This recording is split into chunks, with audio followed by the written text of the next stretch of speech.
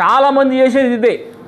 ఏంటిదంటే మేము ఉపవాసం చేస్తున్నాము అంటే వారి మొహంలో సాడ్నెస్, వారి మొహంలో ఏం కనపడుద్దండి? సాడ్నెస్ కనపడుద్ది, బాధ కనపడుద్ది, దుఃఖమంతా, లోకంలో ఉన్న దుఃఖమంతా వాళ్ళ మొహంలోనే ఉంటుంది. ఎందుకోసం అంటే, ఎవరి కోసం అంటే మనుషులకు, మీరు మధ్యలో మాట్లాడద్దు, మనుషులకు కనపడవల్లని. ఎవరి కోసం చేస్తున్నారు వీళ్ళు ఉపవాసం?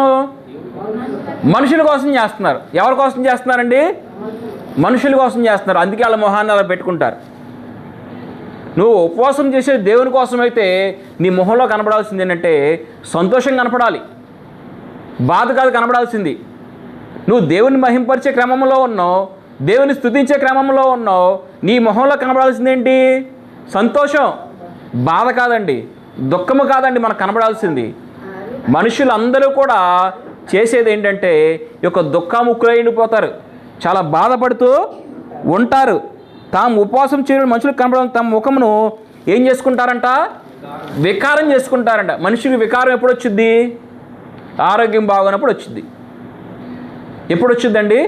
హెల్త్ బాగున్నప్పుడు మనుషులు ఏమొచ్చిందంటే వికారం వచ్చిందండి. వికారం రావడం అంటే వాంతి వచ్చే ముందు సమయం ఎలా ఉంటుందో అది వికారం.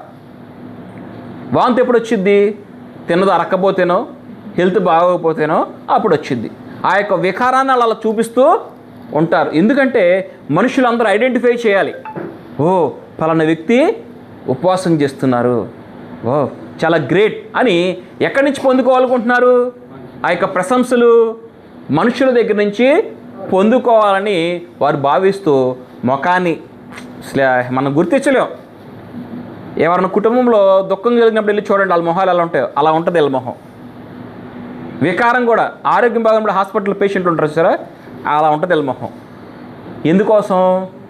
మనుషులందరూ కూడా ఐడెంటిఫై చేయాలి, ఓ పలానా వ్యక్తి